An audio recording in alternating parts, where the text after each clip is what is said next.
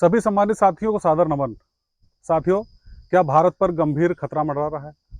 क्या जैसी भविष्यवाणियां की गई थी कि 2024 में भारत एक गंभीर संकट यानी युद्ध से जुड़ जाएगा और उसको मजबूर किया जाएगा युद्ध के लिए?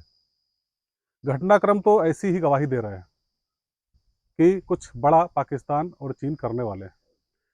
देखिए, अपने यहाँ जो लोकसभा के चुनाव संपन्न हुए, 1 तारीख को आखिरी चरण था, 1 जून को। 1 जून के बाद तुरंत ही एग्जिट पोल के नतीजे आए थे। एग्जिट पोलों ने दिखाया था कि भारी बहुमत से भाजपा जीत रही है, भाजपा और संग उसके एनडीए। उसके बाद तुरंत ऐसा क्या हुआ कि पाकिस्तान के प्रधानमंत्री शहबाज शरीफ सीधा चीन चले गए, वो भी 4 दिनों के लिए।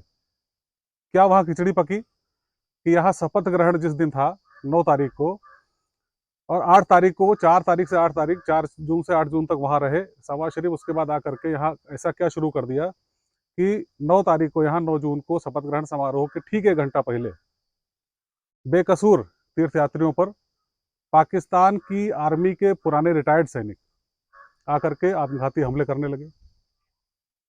और ये लगातार जिस दिन से सरकार बनी है उसके 1 दिन पहले से 3 हमले, 3 आतंकी वारदातें ऐसी दी, यानी कि एक तरह समझिए कि आपके देश पर आक्रमण बिना घोषित अघोषित युद्ध थोप दिया गया है।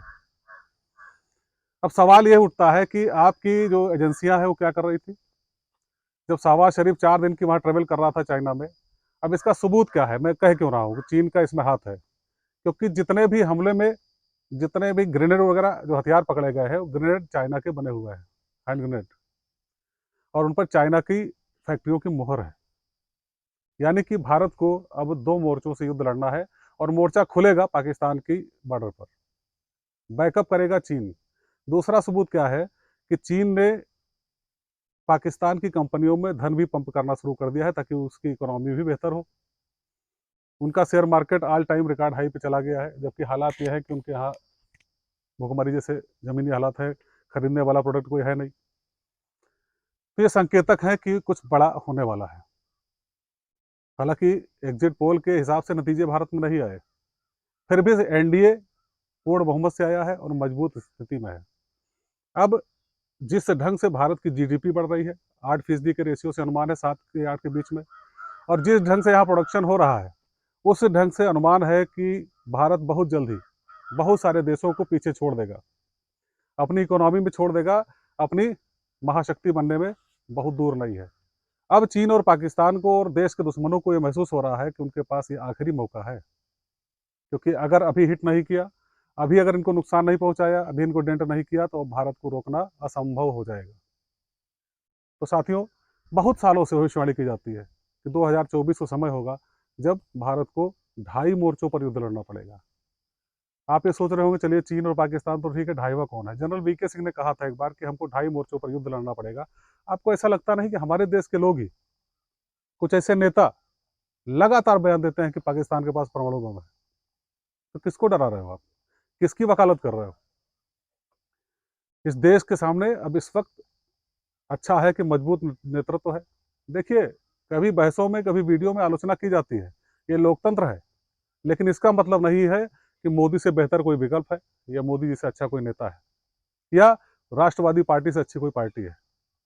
जहाँ धर्म और राष्ट्र की बात आती है, सारे पेशे, चाहे वो पत्रकारिता हो, चाहे जो आप करते हो, वो सब इससे नीचे है, गौण है। आपको राष्ट्र के लिए खड़े होना पड़ेगा। तो सवाल चल रहा था, इसलिए मुझे लगता है साथियों कि इसको बहुत गंभीरता से लेना चाहिए सरकार को। ये आम युद्ध नहीं है। लंबे समय के बाद चुनाव भी होने हैं वहाँ पर जम्मू में। अब वो भारत का चेहरा आतंकवाद की 3 वारदातें करके फिर पुराने जैसा बनाना चाहते हैं, और देश की इकोनॉमी का नुकसान करना चाहते हैं। तो साथियों, संकट मंडरा रहा है। अंदर भी गद्दार छुपे हैं, बॉर्डर पे भी है, 2.5वां मोर्चा अंदर है। उसकी तैयारी के लिए अग्निवीर वगैरह लाए गए थे, लेकिन किस तरीके से लोगों ने विरोध किया, किस तरीके से देश को डेंट करने, नुकसान करने की कोशिशें लगातार जारी है। हमारी जिम्मेदारी है कि मजबूती से, अगर कुछ ऐसी चीज़ें शुरू भी हो रही हैं तो सावधान रहे। तीर्थ यात्रा वगैरह अभी से न जरूरी हो तो टाल दें, क्योंकि यह निश्चित है कि चीन बैकअप दे चुका है, और वहाँ पर अब संघर्ष होगा, हमले होंगे, जिहादी हमले होंगे, और भारत को लगातार उकसाया जाएगा कि वो पाकिस्तान पे अटैक करे, और चीन उसको बैकअप देके भारत को कमज़ोर करे। विश्लेषण अच्छा लगा हो तो शेयर कर दीजिएगा, कमेंट कर दिया करिए। इतनी मेहनत से मैं तथ्यों को ढूंढ ढूंढ के लाता हूँ, तो थोड़ी आप भी जिम्मेदारी उठाया करिए। तो इसी के साथ समाप्त करते हैं, फिर मिलेंगे। जय हिंद।